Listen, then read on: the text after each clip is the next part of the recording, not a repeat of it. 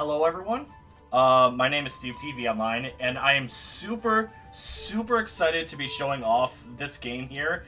This is Dreamworks Dragons: Dawn of New Riders, and I'm joined here with three other people. The first one is Ritz Blues. Hello, Uh, I'm the, Blues. the second one is Tempest Mask. Hello, I'm not a runner of this game yet, but I've known Steve for quite a while, and I'm very appreciative of his invitation to have me here. You might recall me from last year's License-a-thon. I've helped out here and there, but other than that, I haven't really done much. So hey, I get to actually do something a little this time around. Thank you very much. I also happen to be a Dragons franchise fan, so yeah, good choice. And then, last but not least, I have Lost Speed Gaming, speedrunning. He is the original creator of the speedrun, and most of the glitches you'll see are from Lost. Yeah, everybody, I'm Los. I basically started with this game, like glitch hunted and started the route, and I'm currently the virtual court holder for PC. And as you can tell, I'm kind of a massive Dragons fan. I kind of know the series quite well, and the timing won't start right away. The timing, and one important thing is that I'm going to be playing on file 1 because the other two files have a strong chance of soft locking throughout the entire game. So that's why we're going on to the first file here. So the timing will begin here the second that the fade-in happens. 3, I had no idea 2, that the 1, and go. Alright. Good luck. Thank you. Good luck. So, Lost, can you explain a little bit of what's happening in the story here? Sure, yeah, so first of all, you land here in Havenholm, and basically you land here with actually Hiccup, and you actually see this person here, but you're not playing with Hiccup. So there's a person here, or laying on the ground, better word, and an egg, and the egg gets stolen, and your goal is to actually rescue this egg, like here in this prologue section. And you're suffering from amnesia, so you don't know who you are and why you are here. And like the story revolves around like finding out who you are and who this egg and everything. And it will unravel like from area to area. You like get more information about your backstory and everything. Yeah, so there's just a lot of talking here at the very beginning, and Hiccup says, well, why don't you just stay with this egg here? And he's like, well, if you ever need it, there's chests over there, and they're holding a weapon and a shield for you. So go ahead and take those if you need them. So fortunately for us, we do need them, and we will be taking them with us. Thing is, you actually never need the shield, but you can't progress without the shield. You still have to pick it up. I just want to say I like how Hiccup decides to call you Scribbles because apparently your character here has a journal with all of these doodles in it and stuff like that. Yeah, that's literally the only reason you're called Scribbler. Yeah. Hiccup and his names. They at least got that right. So right now we're going to be getting quite a few cutscenes. These ones cannot be skipped at the very beginning, but later on we're going to be running into a trick that we're basically going to be skipping almost every single cutscene if I do everything correctly here. And we won't have to be watching a lot of this slow down. Yeah, this acts basically as kind of like the introduction tutorial prologue area, where they like tell you everything, like, yeah, you can destroy stuff, get resources, there are treasure chests, you can get potions, but you won't take them, or maybe take a safety potion, and there are traps here, and you can roll over them and dodge them. Like, they're teaching you everything here, and the next section is actually supposed to teach you how to fight, but I think Steve already knows how to fight, so we're actually gonna skip that, and we do that by actually just running around the trigger. And this you see quite a lot of times actually, so there's always a barrier, and the barrier only rises up during the cutscene. So it shows you the enemy you have to defeat, and the barrier rises up. though if you find a way to skip the cutscene, the barrier stays on ground, and you can just run past everything. And that's basically the main trick of this speedrun, finding ways to skip cutscenes. And like Steve already said, we have like a skip or a trick that allows us to do that quite consistently. If I'm not mistaken, one of the most broken mechanics you'll find in the game, at least when it comes to performing these tricks, is the roll. So we'll definitely be looking at some of the use of this roll for saving time in quite a number of places. Yeah, that's one of the things we forgot to mention. You will see me roll through every single new area. Once you roll and hold down the A button, the roll button, you will continue to run, and that will cause you to run as fast as you can, basically. So here we have our dragon, and it's not necessarily the usual kind of dragon you'll ever find. You notice that it's kind of like a dragon, but it's also kind of part goat, ram. I guess that's a proper term. So Hiccup decides, let's just call it a chimeragon. Basically a chimera and a dragon, and they decide to name him Patch because of the different parts of the body, basically resembling different things. So Hiccup figures you might as well tame this dragon and make it your buddy, and so from here on out the game is basically going to involve you getting to play as both Scribbler and Patch, with the ability to switch between the two, which is also going to become a mechanic that will be useful for Steve saving time here and there. Alright, so this next trick, there's a lot of stuff that goes on throughout this game. So this next trick, we just simply walk away once we get that. That was called a, wow, what is it called? Terror Mail? Yeah, Terror Mail, Terror Mail. And once you hit the Terror Mail, you can literally just switch over to Patch or Hiccup, and you can just walk away. Yeah, you gain control during the cutscene by doing that. What was that? You gain control to the, like, the game basically takes away your movement and every control, but if you switch during the, like, after you close a mail or during the mail, you actually gain the control back, so you can move around and actually go to the transition and finish the cutscene earlier. Yeah, but it looks like there's a side effect though where the camera doesn't necessarily follow you. Yeah, the camera is locked in that situation. But since we know the map and where to go, we can actually, like, kind of blind go to the next transition. Alright, so Tempest was talking about a trick about rolling here, and we also explained a little bit about the barriers. Well, what I just did is I just rolled past a barrier and a fight completely, so I can just run to the next section where we get another trick right here, which was accidentally found by me, the skip here, and Lost perfected it. But yeah, the switching back and forth between the two people, when you roll into a cutscene but switch to somebody else, it allows for you to completely skip past the trigger. The trigger.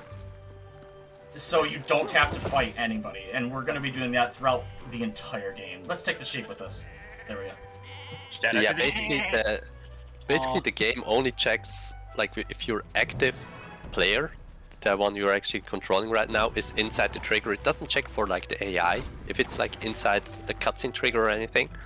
And Steve comes up to a bitty prick skip here, and he gets it. It's like a 40-second time save, which introduces you to, like, Astrid's shop, where you can buy stuff.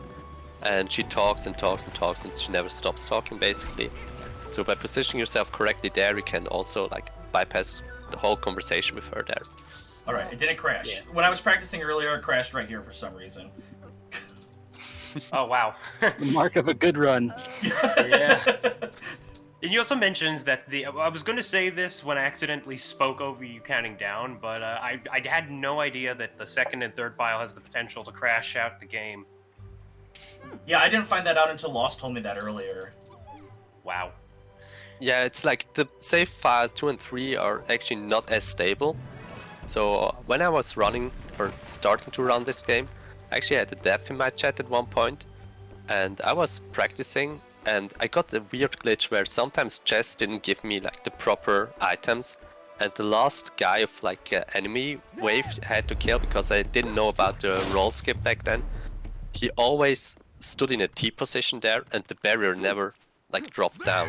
Oh, So I no. always had to go back to like the previous room and reload the room, and then I was able to bypass everything. And that's basically how I also found skip. Our next skip. So right there, since we can't really skip past the trigger, the best way to do that is to upwarp. So all we do is if we're under a specific ledges in the game, if you just switch out or do the switching, you're able to just completely upwarp or downwarp in specific areas. I actually think the reason behind that is that since you can't jump in this game, the game like checks your position where you are to actually know where you're supposed to be when you switch characters, and it never really checks for the Y position, like your Y coordinates. So they only check for X and C, and they see, oh, you're at this spot and there's a ledge above you, and then they think, oh, if you switch right here, you have to be at the higher ledge. There's no way you're at the lower ledge or vice versa. That's how this works. That's at least the reasoning, I think. So we're really playing Doom, is that what it is? I wouldn't call it Doom, if anything, because as you might have noticed, this game is an all-around, is like a sort of top-down brawler type game, where the idea is, I guess you could basically liken it to the top-down Legend of Zelda games in a way. Yeah, kinda is like this. Alright, And yeah. so like that, we are now done with the first area of the game, Havenholm. So how this game is composed, there's always like a first part, which is like an overworld section, and then you go into like a dungeon, like a ruin, and after the first overworld section, there's like always a short flight section where you have to fly to some places. So right now we're in the first ruin section, the first dungeon of this game, you can call it. And also like every time Steve does like this rolling switch, you have to memorize where every single trigger is in this game. So there's quite a lot of memorization.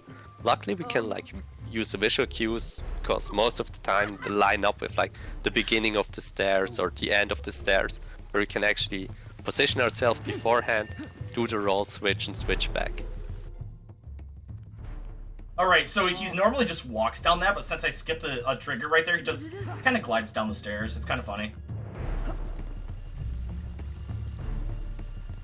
Alright, so we get introduced into a new mechanic. It's just switches. I mean, it's not super exciting, but we'll be getting quite a few switches and potentially... There we go, cool. If I wait for patch for a second here. Good, alright. That was a good one. Nice. And then I need to line up Scribbler. Maybe. There we go. Ah! Missed that one. Oh, almost. So yeah, by going through transition, we can like skip those camera pans. There's also if you like hit the the switch and switch your characters at a specific frame, or it's not a like frame perfect, it's like a range of frames, you can still maintain movement through the cutscene where it shows you opening the gate or the door. So you might see this later where Steve actually managed to move through those switches. Okay, Wait, there's whatever. fighting in this game? Yeah, right. Yeah, despite the fact that Steve is doing his best to skip over as much of the fighting as he can, yeah, there's still going to be some unavoidable bouts, which makes sense. I mean, at the very least, I would expect the game to have something for us to do, and, you know, at the very All right, least, so we get that was kind of a weird camera glitch there, where it wanted to show me a camera pan at the same time as I teleported back to the very beginning. But this is like a really huge skip Steve is performing right now. So this dungeon is like, it has a left side where you acquire the hammer, which is 100% used for this game. You can't skip the hammer. And there's also a right side of this dungeon, and all you have to do is go all the way to the right side to actually drop down this boulder. But we can do an up warp at a pretty specific position to warp to the upper ledge and drop the boulder earlier. And also down warp, of course. Alright.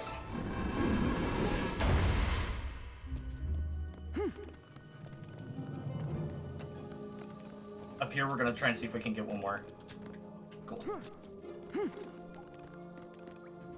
Up here. So if I have a moment, I could basically explain a little bit about the time positioning to those watching.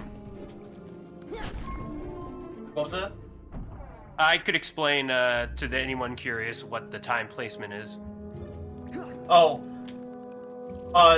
Okay, but like Lost was kind of saying, it's just like, it happens to be, it's just like a visual thing, you know where all the triggers are, it's all memorization. So you look at it through, like I knew to roll there on that really small, thin path, I had to stand at the very corner of it and roll and then switch right away. Sometimes you have to roll a little bit later for a longer roll, otherwise you'll do the switch and then switch back, but you'll still hit the cutscene. And that right there was a very mysterious and rather suspicious human being. Sick hairdo, though. Yeah, oh yeah. I mean, this is an ancient temple. I don't think security is all that sturdy. Bye, Astrid. I like that Stormfly's just sitting there not helping. Oh yeah. It's as my favorite line from the series goes. Thank you for nothing, you useless reptile. That's my favorite line out of the entire series, yeah. Oh my goodness. The amount of times it's said around the house every good once in a while. Alright, so, it's kind of inconsistent, but I'm sort of making it a little bit more consistent, but there is a trick to get early cycles on this boss fight. I'm going to try and explain it as it's happening, but it's very, precise. Ew. This first one, I won't be doing it, it's just like a regular thing. Alright, we're going to go up here now, and we're going to slam the hammer down once, twice, and now she's dead. Now we're going to go up here. We're going to set him about right there. Wait for him to start moving up into the air. Then we're going to move on to that. Run up here. Got it. Okay, that's one early cycle. It's very precise to do that trick. Nice. And here, Steve actually get the stun lock in. So, Air, the name of the enemy here. Oh, you gotta be She kidding. She throws those orbs You at gotta you. be kidding. Get and out of here. And after some time, she There we actually go. grapples away. And while she's grappling away, if you hit her during the animation, you can actually get the stun lock in and hit her a couple of times for free. Then she will get away eventually. But best thing is you get an early hit in, and then she grabs away, and then you get as 2 cycles, how it would be perfect. Maybe you can see it here. Unfortunately, Yeah, was she tries to juking go Steve away. quite a bit. Yeah. Tried to go away there, and then at one point she just teleports away. Almost. Come on. Hit her. There. Jeez. I got the early cycles, but then I screwed her fight up. Oh well. Sometimes you get half and half. I'll take the early cycles, though. Those are very hard to get. I'm sure they are, honestly. And it actually saved quite a lot of time. So, if I'm not mistaken, that looked like a grunkle right there, but it certainly wasn't your average grunkle, that's for sure. It's called a hot purple. Aha. So, different species, a subspecies or something. Alright, so here's just a funny... We're not supposed to be moving around at all during this cutscene. Yeah, there you go. So, because we got a terror mail during that cutscene, we're just able to just roam around and do whatever we want. This will cause a really funny thing to happen when you're trying to fly around later on. And all of a sudden, Patch just grew up. Talk about a growth spurt. Alright, so, He's supposed to be on the back of him, but we kind of are not. Come on, you patch shoes fly. Whee! There we go. Super effective. All right. And with that, we are now going to head back to Havenholm because they want to tell us exactly what's happening to Patch. We're not exactly sure what's happening. So going back to Havenholm, we're going to try and find out what's happening. Another thing you saw Steve do, like, Patch had the ability to shoot, like, ice and freeze water. And now he grew up and he gained the ability to actually shoot lightnings as well. And, like, the whole game basically revolves around this, that you use Patch different abilities, like ice, fire, and electric, to solve some puzzles. So that's, like, your storyline. There's puzzles in this game? Apparently they are. Oh, like, I never okay. saw them, but I heard of them. Oh, okay. Oh wow. I'm surprised you didn't even realize this. Yeah. The next area we're going to is Valka Mountain. If you know the movies, you know who Valka is. If not, sorry to tell you, there's going to be a minor spoiler. That Valka is Hiccup's dad. Mother. Sorry, mother. Oh my god. What? And we're going to Valka Mountain, and it's my favorite area in the entire game, just because of how broken and glitchy it is. Same. It's so cool. It's like so much fun to run through it, actually. All right, so here's Patch. He's just gonna run away from everybody, and now we're gonna fly away as fast as we can, because if we get caught watching that a dialogue box right there, then it kind of stops you from moving. I was gonna mention before the first encounter with Air that I was gonna basically mention just a brief summary of the time period. In case it wasn't a bit obvious, this game takes place a little bit after How to Train Your Dragon 2's events, meaning that Valka has been already, become a part of the crew now. She's obviously being Hiccup's mom again, and yeah, I can. As you can see right there, Valka Mountain is very much like the. Actually, no. Is it the same place as the Wildebeest habitat, or from the second movie, or is it just very similar in? It was where it's where she was, so it would have to be. Right. Okay, that's fair. Okay. Yes, I figured there had to have been a proper name, but clearly it was easy to get the two confused. Alright, so, you remember that asteroid skip that we did in the first level? Well, we're gonna do it again right here, and this is kind of important. This still may be another 40-second, but it just seems longer. Oops, not that way, Steve. There we go, we got it. Nice.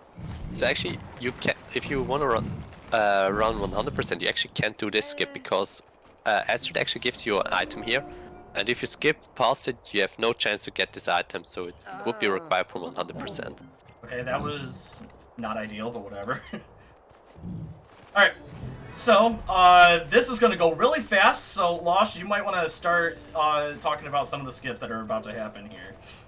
Yeah, sure. So, basically, like, every hub area is considered of like a fight room, and afterwards is a puzzle room, and we are right now in the fight room, and actually if you can hear the hey there, you know you get past the trigger.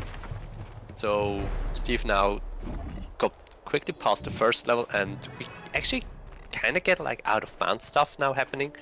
So the collision in this game sometimes is a little bit weird, so we can walk off this rock and skipping past the first barrier. So basically how you're supposed to do this section is there are 3 statues you have to shoot with like your lightning attack, and every time you shoot like this dragon statue, magnetic stone or pillar moves around.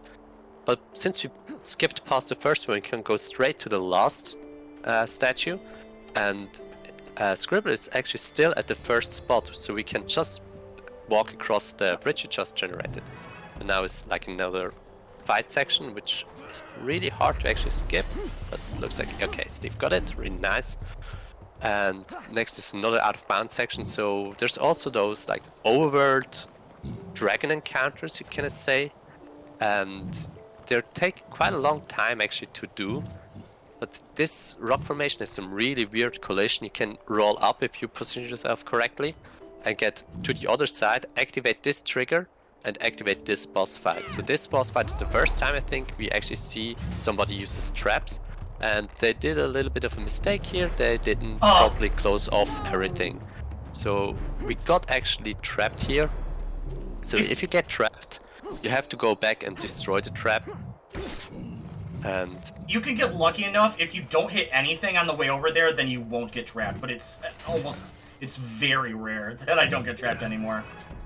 And then there was another up warp we did, which saved like another 1 minute at least. It's like a very long room actually. Where am I going? Oh, whatever. You're going the wrong way, yeah. I was gonna say, it certainly looks blocked off unless that's destructible. So those enemies here that throw the knives or tomahawks, they actually can't be hit with patch. You have to hit them with scribbler. But luckily we can just roll past them. And here's actually the first time you see a difference between console and PC. So PC actually has the option to change VSync, which stands for vertical sync. So it basically uncaps your FPS. So we are able on PC, or I'm able on PC, to uncap my FPS. And this has a really weird side effect. So those like shiny silverish magnetic things, you can just walk past them on PC. So what do we do on PC? We run with VSync off, and we can just run inside the pillar and push the other player through the actual thing. But since Steve runs on an Xbox Series X, if I remember correctly, he actually has to go and do the puzzle, which takes 30 seconds. So it's not like such a huge time loss. There's bigger PC exclusive later on.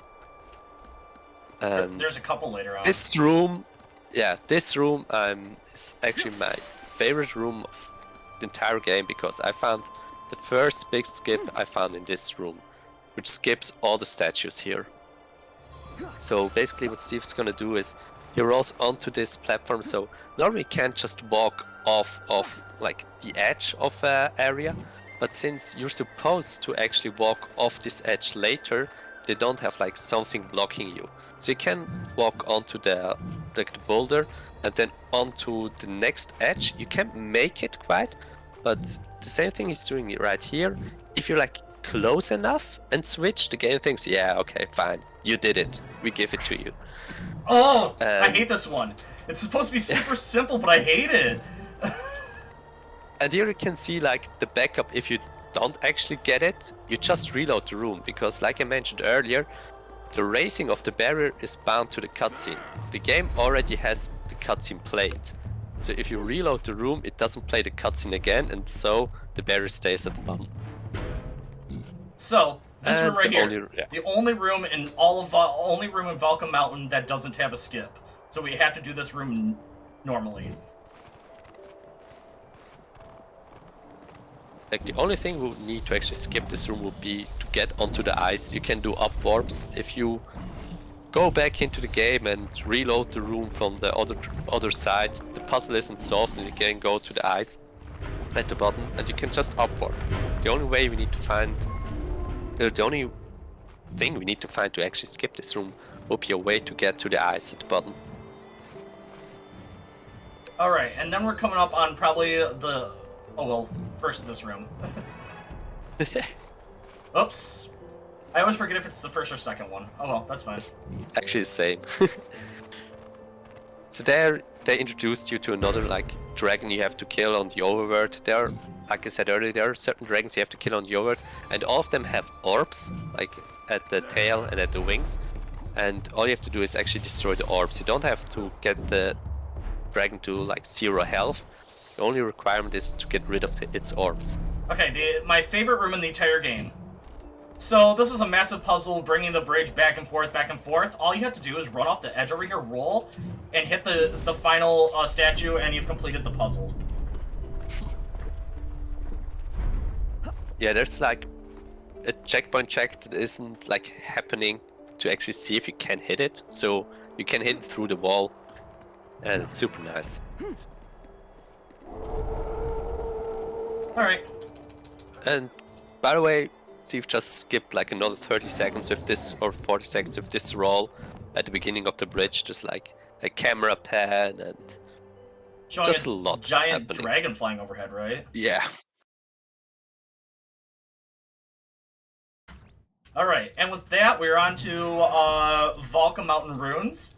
I hope you're enjoying the run, everybody, and Tempest and Ritz. I think Ritz, this is the first time you've seen this area now. Yep, I have not seen any of this since arriving at Valka Mountains. This is all new to me. All right. Yeah, this has kind of been an interesting sort of thing, considering that, and yes, this might come as a shock of some, but my local library lets me rent out games, and this is one of the games they have available. So I was always curious to see what this involved and stuff. So I figured, hey, why not sit in on this one, you know? All right, this is one of the newer tricks. There we go. First try. Nice. Yeah, Lost just found that one recently, too. Like, a couple months ago, it seems like, wasn't it? Yeah, I think it was a couple months ago. It isn't like a huge skip, but still like 15 seconds. Alright, I will give it one try. This is a lot harder on the it. console to do. Oh, no, I can't do it. Yeah, you can squeeze past those bars and go to the end section, but you saw that actually Steve fall into the water, which we actually see, like, we do that intentionally because it respawns you in this room. So every room is like a set respawn area, and instead of like Steve is actually going to hit this switch, and then instead of walking all the way back, he rolls back, so he activates a trap, pushes him into the water, so he respawns at the beginning of this room, which skips basically one room of backtracking. And here's just a race, like it's like a timer you have to make, which is First very cycle. forgiving. There we go. Yeah, it's not too hard, but sometimes the controls can be kind of weird sometimes and get stuck at like the beginning of a staircase, and then you wanna roll away, and then you roll 3 times at this exact position, and then yeah, it's just sometimes a little bit finicky with the controls. Alright. Just solving this puzzle casually. Then we're gonna hit this. I'm gonna go in here, and then I'm going to teleport back to the very beginning. Then I'm gonna run forward up here. I will grab that ice block later. But first off, I'm gonna go down here. Gonna hit this over there. Go on. To the water. Yo, that's something we haven't mentioned in the first runes. Nice. You actually get like a recall ability if you're not in the main area, which is like the first room of like the ruins.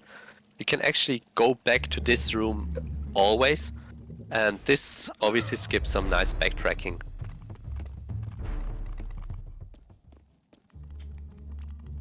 Hit the last switch that we need. Then we're gonna backtrack to the first room once again.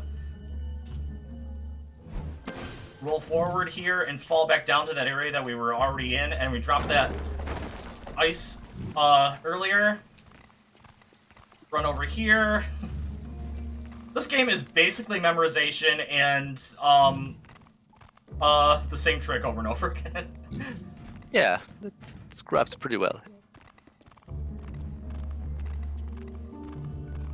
Now, will you be nice to me, Patch? Nope. Hey, we'll do that. Patch does not like to hit that at all.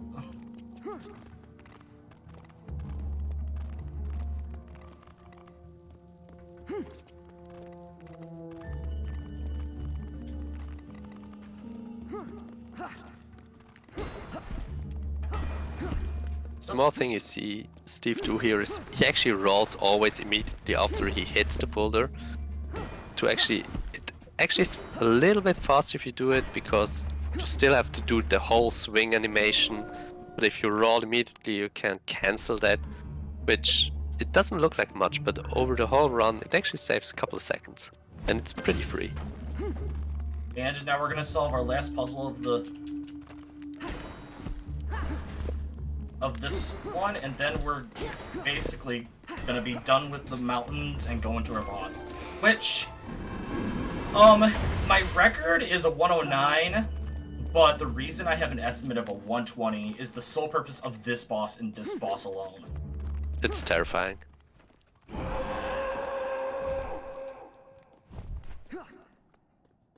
Which is, Stormcutter. It's basically an auto-scroller. You know what's gonna happen, but the way that it happens, you have to, stand behind very small icicles to block yourself from actually getting hit. Also, like, the game intends you to, like, gear up here. You have the, like, Astrid shop, you can buy potions, and you get a lot of potions and extra hearts, and also better gear that avoids some damage. But we skip all of that, so the enemies actually start to do considerable amount of damage if they hit you.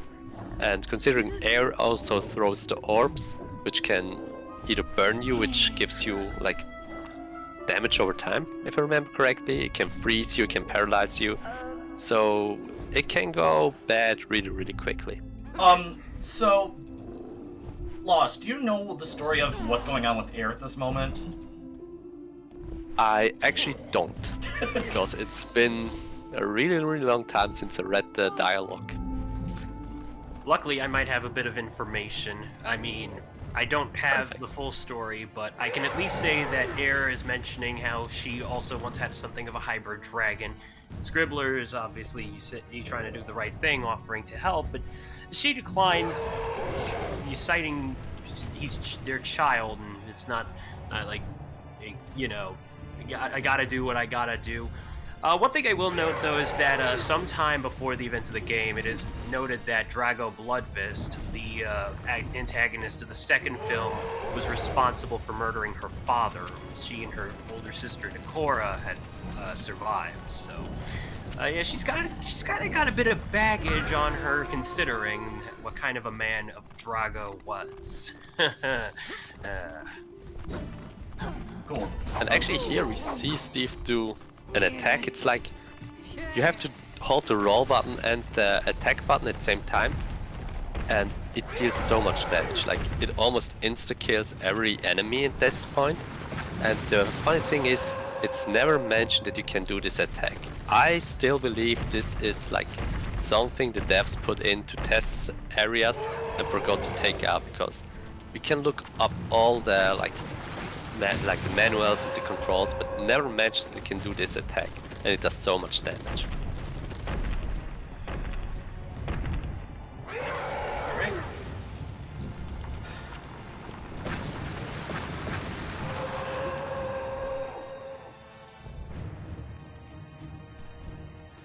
You got this. I don't want to jinx 1, you. 2, 3. Nice. But what happens if you get hit here? Alright, attack first. Please attack first. If you die here, you have to do the whole fight all over again from the beginning. Oh, so like the fire will instantly kill you? There we go. No, the fire won't instantly kill you, but the fire will actually do damage over time, and if the actual icicles hit you, or when they melt, they will freeze you, so you can't walk away anymore. And fire does actually quite a bit of damage. A stats And- effect. in other words. Exactly, yeah. This is, That's wow. this is the worst phase for me. Yeah. It's like super unpredictable from time to time how like the fire actually behaves. Sometimes you have the feeling you're positioning correctly. And the other thing is that it also can hit your second player, which you're not controlling, and he can take damage as well and lose hearts. So basically, we haven't mentioned this before, but what happens when you have 0 hearts is that if you still have one player alive, you can revive the other player, which spawns in with 1 heart then. So it can get really nasty really quick. If you die with one player, then you revive the other player, and then you get hit, and then both are at 1 heart, and another player dies, so you have to like go for it and revive the other player, and then you can get hit super easily. Alright, so this last part of the wave is fine. We stand up here, wait until it goes over there, stand in the center here, and then run over to here, and they cannot hit you. Now we have... Sorry. Go ahead. No, I was gonna say, now that you mention it, yeah, this game does have multiplayer, doesn't it? No. Oh, it doesn't? Sadly not. Sadly not. Missed opportunity. Yeah, exactly. Absolutely. I would have loved to do a co-op run if that was the case. Definitely, yeah. That would make it the Resident Evil 0 of Dragon games. Oh my goodness, you're right. Yes, Oh, man. that was really good. Nice. Nice fight. That was a fantastic fight. Holy crap. There's actually a glitch that can happen here where you insta-kill her. It happened to me once. I have no idea how I did it, but there are like a couple of frames where you can hit, like if you hit her with Patch and with Scribber at the same time, it just deletes all her health. I have no idea how to do this consistently. I've also had a glitch where I've had Patch or a Scribbler down, and his hammer. Whoa! She just disappeared. This game. What just happened? I mean, we're kind of breaking things about it. It's kind of responding in kind. Have you ever seen that before, Loss? Nope, never. Looks totally normal to me. I don't know I'm what you're talking about. not surprised. Oh heck, Patch changed again. He evolved. It's now a Charizard. Oh my goodness. If only Still there was with a that- Charizard-inspired dragon in this franchise. I do love the delightful little blep with the tongue. Left, yeah. Patch is cute, I will give it that. It's a very nice design, and honestly, I kind of appreciate the different breaths mechanic. Funnily enough, I know I've heard of the Legend of Spyro games, and at least one of those in the trilogy had that as one of the main mechanics. I think it was the last one. Oh, but also but then again, there was also Enter the Dragonfly too that I think had that one. Not necessarily a good game, but you know. Isn't that the game that you can go to the boss fight like into like 30 seconds of the run? Yeah, apparently so. I guess you could also kind of do that sort of thing though if you played Reignited 1. At least I think that's what the any percent category is all about. All right. So now after this we're going on to Bloodbriar. Okay, there we go.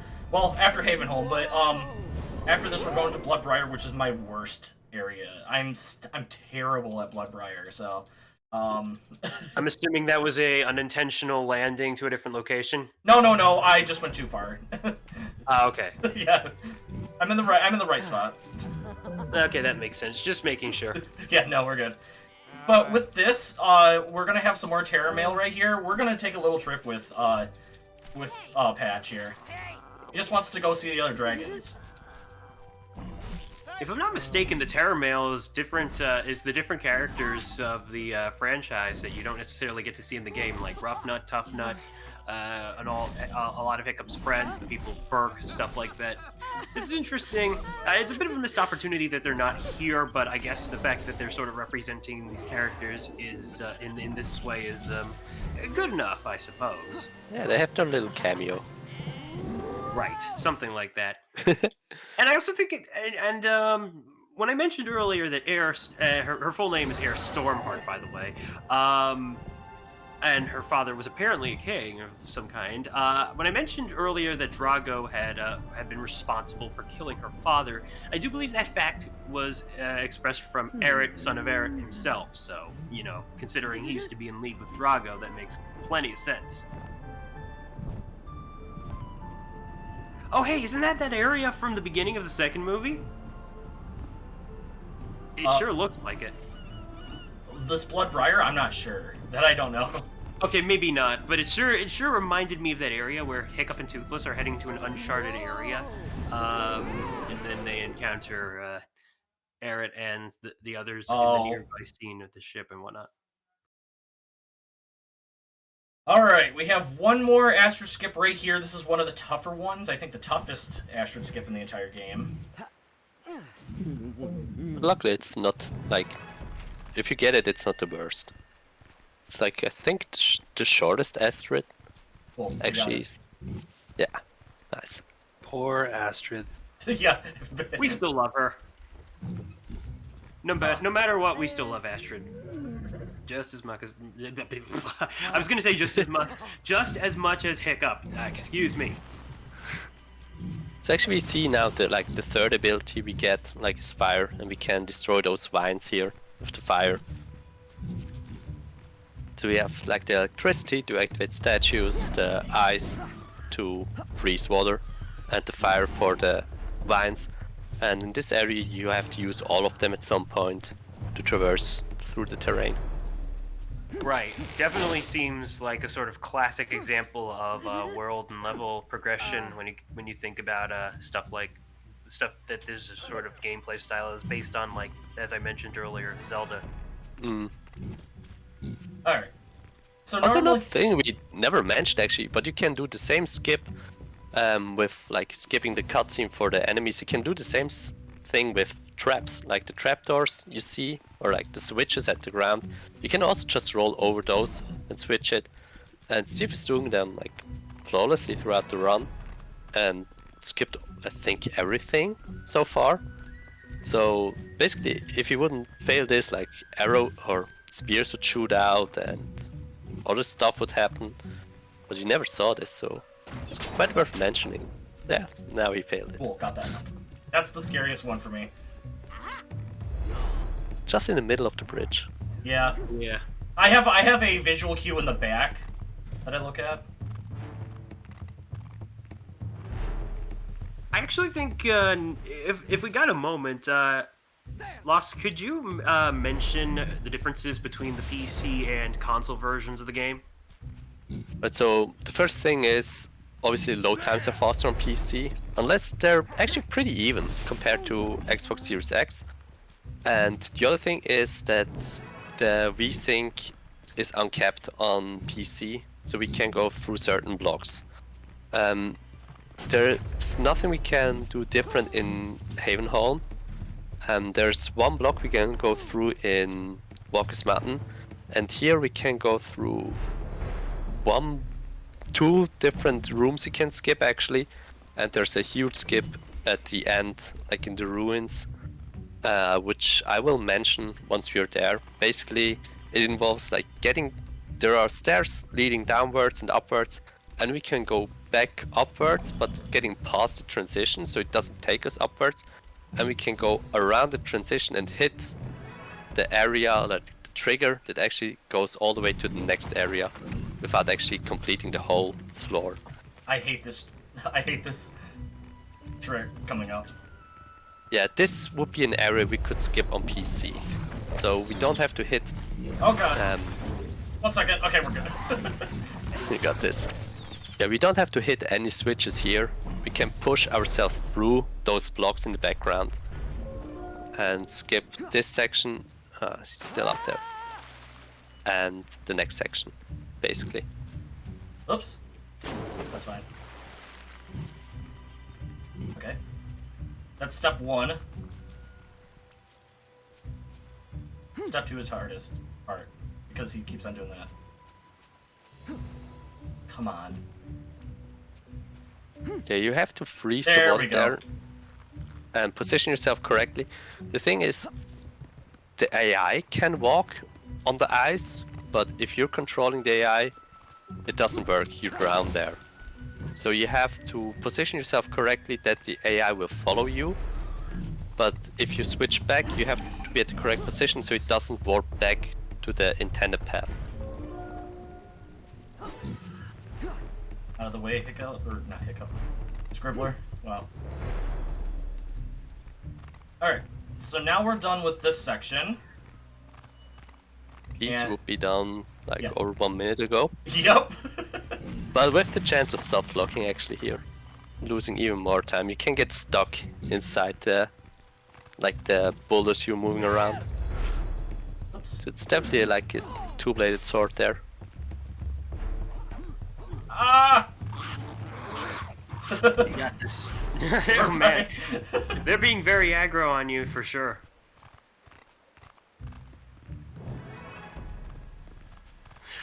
Something interesting about this is that the game came out in 2019, February, and I had earlier mentioned that Air has a sister established, and actually it's a character that appeared in an expansion to the mobile game School of Dragons, which still exists to this day. And technically that expansion came out 2 years prior, so 2017. So it's kind of an interesting thing when you consider how that happened first, and then eventually Climax Studios, the developers of this game, had gotten to work on Dawn of New Riders, and then incorporated this backstory. It's quite honestly interesting. Cool. Got it. Nice. So that's a very tricky one. Also, you have to like roll. You have to be on it, but not too far before you roll. Otherwise, you will activate it, and you have to run all the way back if you mess that up. Yeah, all those tricks, they're not like lines. They're like more like a hitbox you have to go through. So, and depending on which one it is, it can be like thicker. So sometimes you have to roll at the very edge of the hitbox and wait long enough so the roll is almost completed and then switch back. And sometimes they're like really slim and you can roll, switch, and switch immediately back. So it's also a lot of memorization there to actually know which one is like which kind of transition. Where do you have to roll immediately? And like nicely Death Warp Steve did here. I was gonna say either that was an intentional one or it wasn't. Good thing there are death warps though. It's never a true speed one. It's never a true speed run without it. Now if only Mega Man let me do the same thing. This would be another section you would skip with on PC. You only have to do 2 switches here, not 3. So you would do the first one and the last one here, and you can push yourself through the second barrier. The thing is, how those like PC exclusive work is that you position yourself and then you push the AI through with the other player. And since the AI can't go through the blocks itself, they can't be too thick. And this is such a cool room. Yeah, this is a fun one too. So there's supposed to be a puzzle here. I couldn't tell you what it is because literally I started speedrunning the game halfway through this and decided to not learn the actual game, play the game. So I don't know any of the puzzles in this game. It's terrible. It's terrible. Trust me. You go all the way here, go back, then activate one statue, then you do another loop around, activate statue, do another loop around, go to another area, come back, activate the last statue, and then you can finish the room. It takes forever. It's like at least a 3-minute skip. I'm honestly surprised that it seems pretty simple to pick up this game without even needing to play it casually whatsoever. Oh yeah. Like it seems like it's difficult, but all it is memorization. Other than that, like this game is oh crap. Okay, the game is super easy to learn. Oh, I shouldn't have distracted you there. No, I'm terrible at finding that line there.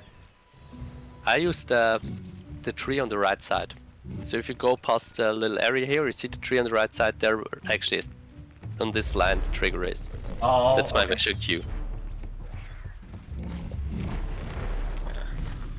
This has definitely been quite the experience so far, though, wouldn't you say, Ritz? Yeah, I like that. Even if you failed like the barrier skips, the backup is just reload the room and the barrier's just gone. Yeah, it's hilarious. You're not forced into the fight still. So. All right, I hate these runes also. Oops. Oh, that's fine. You can skip them telling you about that. Come on. Yeah, you get introduced to here to like the hot blocks where you can't hit with your hammer. You actually have to freeze them first, and also like the floor is also really hot, so you can't stand on them. So you have to use both players here to actually freeze and then hit the switch. Alright, this setup for this astrid skip was my find. Just stand right there, roll, and you have now done the astrid skip. That's the last astrid skip in the entire game. GG Astrid. Cool. Oh, I Never didn't... saw her. Jeez.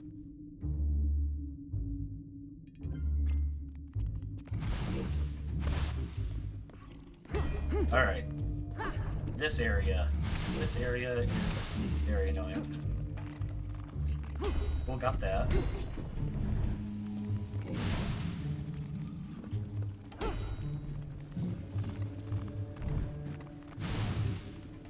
Another small thing to mention here is actually the travel time of the projectiles. Like fire and ice moves the slowest, and electricity moves the quickest. I'm not sure if, yeah, Steve does as well. So he hits this switch with electricity, so it activates earlier. It's like Got it. an easy time save. Oh, I've been doing so bad at that skip. And here's a little oopsie that I did. You can hit this switch from here. Oh, I got that. That's hard to get.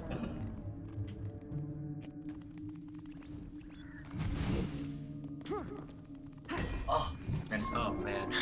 oh, that's Oh, fine. almost. I'm supposed to travel anyway. Almost forgot about that. All right, and we're coming up on the spot that you would. Isn't it coming up on the spot where you would skip in the PC? So I can explain how the PC does this. So I mentioned earlier that you can push the other player through certain stuff. This door, like at the beginning of the stairs, you can also push him through there and walk around the transition.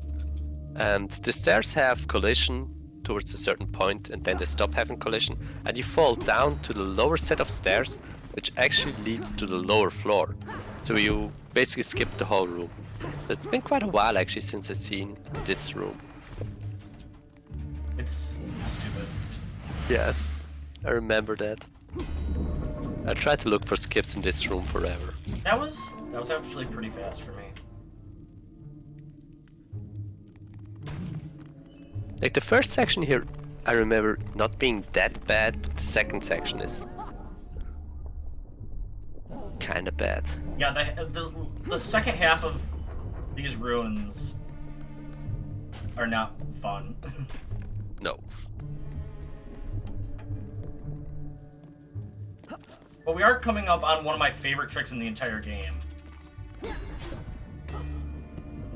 I know I've said that for quite a few of them, but you'll see why. By the way, I still have no idea how you're supposed to figure out that this is the actual position. Oh, I was gonna ask, yeah. Like, I just tried until I found it. Not sure about you, but Oh my goodness, They what's never going tell on with you, the I think. camera? Seems fine to me. Yeah. Oh, okay. Fine. Okay, I was gonna say. Now, as for whether the level's there or not, I don't know. Camera looks great though. I mean, okay. Let's be honest. Would Doc Brown approve? Would Doc Brown approve of this, Ritz? No. That's what I thought. No, you would not. Alright. So, this is just a lot of puzzle solving, like the regular way. the non-PC way. Yeah, the non-PC way. You see none of this in the PC. It's basically like almost a 5-minute time save, isn't Yeah. it? It is. It's one of the main reasons why the PC and console is separated. Because this saved just too much to actually justify it having it on the same leaderboard. Oh god, here we go. And now we're going into a regular fight again. What is this? We actually have to fight something? What is like the second fight you do? That's not a boss fight. Maybe? Yeah. I think you skip on the overworld. Did you say that? Do Thank the you. one for the hammer and this one. Alright. I think that's about it. Yeah, the difference is the spears are always raised. In this case, you can't skip past it.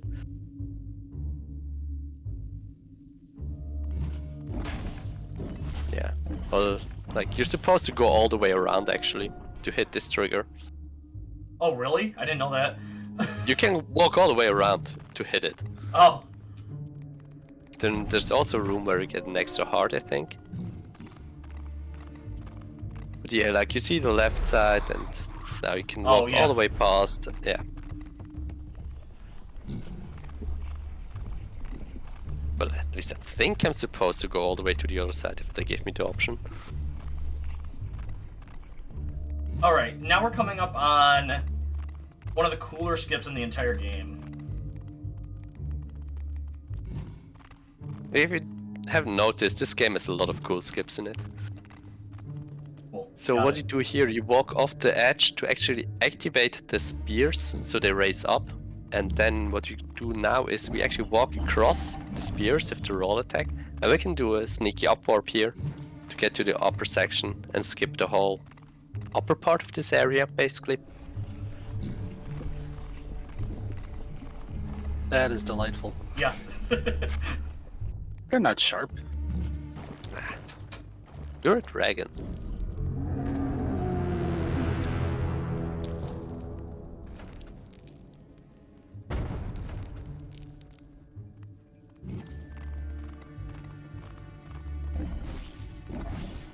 Alright, we're coming up onto the last skip before we have to go into the boss fight.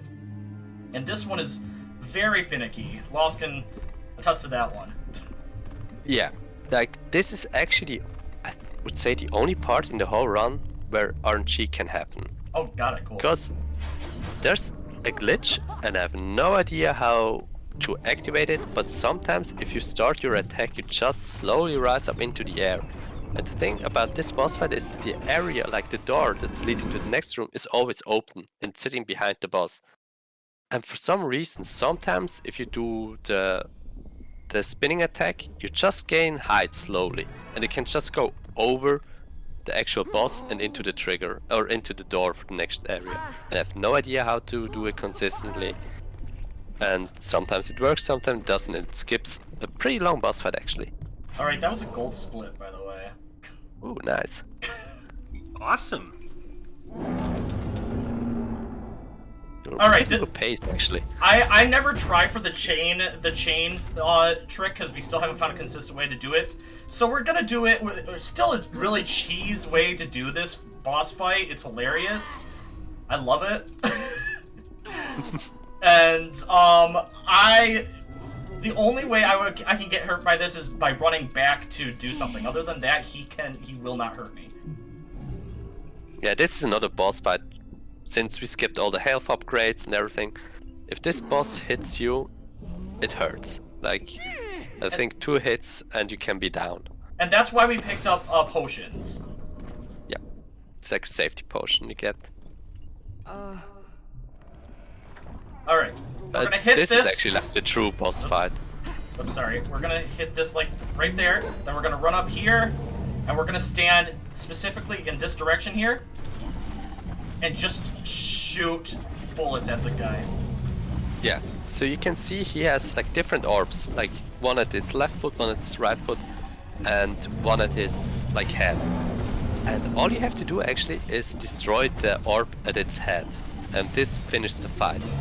But we can also hit the ones at the bottom from down here, and you actually can hit also the head from up here. And it's possible to hit, like, if you get like a good position and actually good animation from the boss, or from the boss. Please. Yeah, you see how much damage it does now. So it does like 3 hearts of damage, I think. So you can actually shoot also like the orb at its head and kind of quick kill him, but it's really hard to actually position yourself correctly. You gotta be kidding me, he's gotten hit by literally everything. Yeah. And I need him to get up there to hit. Oh god, no! Yeah, and now we see also the damage over time. So Steve like took 2 hearts of damage here, but he wasn't even able to control his character. So this area can get pretty nasty pretty quick.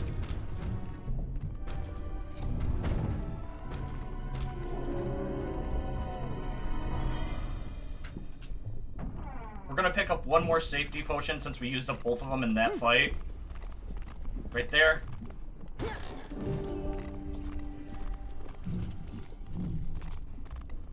Alright. All that we have left now is the air fight, and then we have a bunch of dialogue to do. And the best music. Yeah. Also, this game is surprisingly really good music. Like, especially the next section has like by far the best music in the game. Yeah.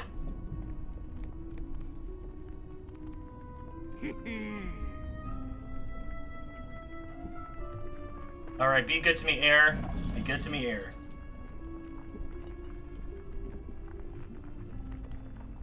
So once again, we're just going to be controlling Patch throughout this entire fight.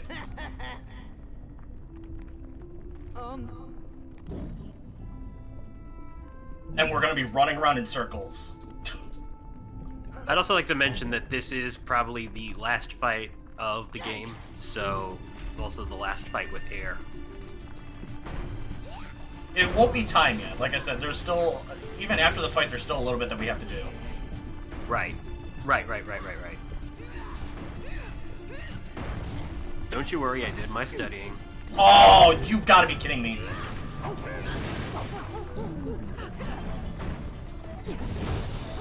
That sucks. Alright, we're fine. That Again, rock you can was see in how much damage the enemies now do, so... Well, it wasn't... That stupid rock hit me, and the rocks are RNG. Yeah.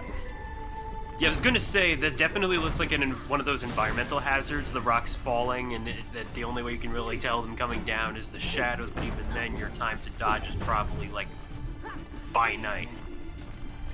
Yeah, it's... Especially when you're attacking air, because obviously you want to deal damage to kind of have her in a stun lock, and then the rock drops onto you, you get stunned, she starts to deal damage.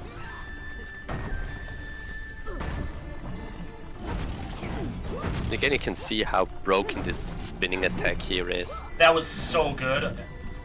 That ending was good. The first one was not, but the other ones were.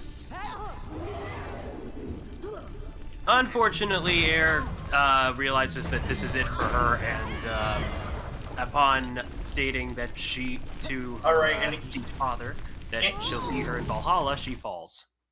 All right, and here is where you hear the best music in the game.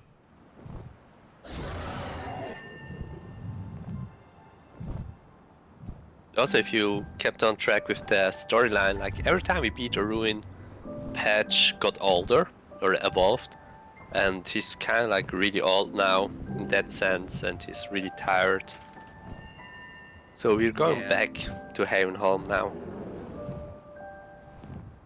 Yeah, throughout the game, it's been realized just how much of an unusual aging cycle Patch has sort of had and stuff. Yeah, one part of the story that we didn't mention in that last room is, Air's like, sure, I can fix him. I know how to fix him from aging, but would you want him to stay at this age? Now that he's very sore and as old as he is? So we're going back to Havenholm to basically say there's nothing we can do now. Yeah.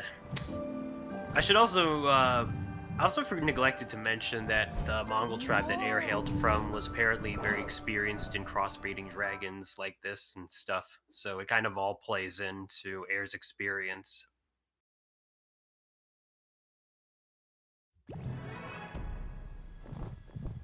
Now, I'm gonna own up to it. This is actually very sad. I wasn't expecting this at the very end, and I legitimately cried playing this the first time I played it.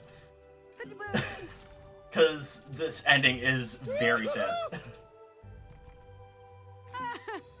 It's definitely not expected. Yeah. I was kind of expecting it as well, if I had to be honest. I wasn't. Unfortunately, Patch is really fatigued at this point, and they realize, that his time is basically running out, and so. What are you talking about? Are you sure? Are you sure about that? Are you really sure about that? Are you really sure? He was just sleeping. It looks fine for me. Like he's What? Trying to put in one last push. He was just sleeping. He had to rest You his guys eyes. got me. Yeah, but unfortunately, that was what you call an angel's kiss right there, for sure. Unfortunately, this is the point where they bring Patch to a resting place, and it's at this point that it seems this is a goodbye. But all of a sudden, it's... And just to let you know, time will be coming up here very shortly. It's just a bunch of dialogue mashing, and then we'll have time come up. Right. But the basics is, it turns out Patch is actually able to reincarnate kind of like a phoenix. Whenever Patch dies, he reverts to an egg form, and now he's a baby again, as you can see here. So it turns out that maybe it's not all that bad. Yeah, it's a bit of a sad moment, but it does lead to a happy ending nonetheless. Very interesting, honestly. Well, that's a relief. But now where are you going to find other ruins so that he can grow up again? I think we'll just let time do its bidding. Alright, and get ready on time. One more dialogue box, I think. And... Come on. And... We're really Time. close to your verdict card. GG. GG. Yeah, that's a really good GG because that's a new console world record. I was going to say that was we just beat your time, man. That's so cool. Yep, 13-second PB and world record. Congratulations. Nice, GG. That's, ladies and gentlemen, that is indeed a Licensathon 2021 world record. That was a solid ending. It was pretty good, yeah, I agree. By the way, if you roll through all the dialogue, you actually see a shout out to their guinea pig they had in the dev studios at the end. Oh, and They another actually- weird, Aw. another weird thing that's happening here is normally the background screen that looks like a map is supposed to be full screen, but for some reason mine doesn't full screen. Yeah, I won't say that mine doesn't look like this. Yeah, no, mine never full screens here at the very end. I was about to ask why it was such a small piece of paper. Okay, you're playing on an Xbox Series X. This has got to be some kind of transition to console. It's like, I mean, okay, this is just a guess. It's just a guess. I mean, actually, how did they even make this available for Xbox Series X? I guess this is backwards compatible somehow, ain't it? Yeah. Yeah. Oh boy. So, And theoretically, you should be able to play this game on PS5, being that it is released for PlayStation 4. I'm just not sure if there'd be as much optimization. but yeah, thank you for watching, everybody. Super happy that this got into a run to show it off. Show off pretty well. I think I showed it off pretty well. If you are interested, it is a very, very small community right now. I think, what is there, 3 people? 4? 3 to 4 around there, yeah. Okay, I think 3 or 4 people on the leaderboard. and you can play it on a PC, which has more skips, or the console, which you just saw run. Hit us up. We have a Discord now too. Hit us up on Discord and the speedrun.com page if you're interested. Do you have anything else for that, Loss? Not much. Just hit us up if you're interested in actually learn this game. Hit us up in Discord. We're super welcomed. We like to help you out. I actually gonna post the Discord link, so if you're interested, join us here. Ask us a question. We're happy to help you out, and we're happy to have more runners. Tempest or Ritz, have anything? Yeah, you know what? Let's let Ritz go first. All right. Well, thanks for having me again, Steve. I, definitely learned some interesting things about dragons in this game. But it's been a blast. Some ups and downs, including clips up and down. Quite nice. Oh yeah, thanks for literally. having me. So, thanks again. Yeah, sorry I didn't give you that much time to say much. Me? Oh no, I just I don't have a. There's a lot I don't understand and some I do. So there were some nice surprises in it though. You guys got me at the end there with the with the patch ending. Oh, Yeah, this is true. Well, honestly, Steve, for as long as I've known you, I've seen you do some quite the interesting games, and yeah, I honestly was very happy to see you submit to Licensathon, considering I knew some of them on your repertoire easily would have fit the bill for the for our theme here. So, and the fact that I unfortunately was not able to get a run ready for this year, honestly, I was more than accepting of that. But the fact that you let me have the chance to sit in on this, it just really means quite a bit to me, because goodness, I vowed that this year I would do a bit more to have a lot of fun, because this event means quite a bit to me. It was the very first that I ever volunteered for, so you know, these guys mean quite a bit to me, so you know. But thank you for having me. Again, Dragons is a franchise that I'm honestly down for and stuff. And hey, you just might have yourself another Xbox runner. Because I mean, I have this Xbox One S, but it's close enough, I guess. Honestly though, yeah, guys, give this game a shot. This isn't bad. This isn't bad at all. This is one of my favorite speedruns I do right Yeah, now. definitely. Also, one small thing I want to mention here. So if anybody from Switzerland is watching, Schöne 1. August, today is actually the national holiday of Switzerland. So like the 4th of July from Switzerland, and everybody should enjoy it. That's cool. Honestly, yeah. All right. Well, thank you for watching, and I hope we have a good rest of the event. Ciao, Michi. Yeah, congrats again, Yeah, Steve, for thanks. getting a new world record. We're gonna be thrown over to a short intermission as we get set up for our three-way race of the Fairy Odd Parents Shadow Showdown. So we'll be right back.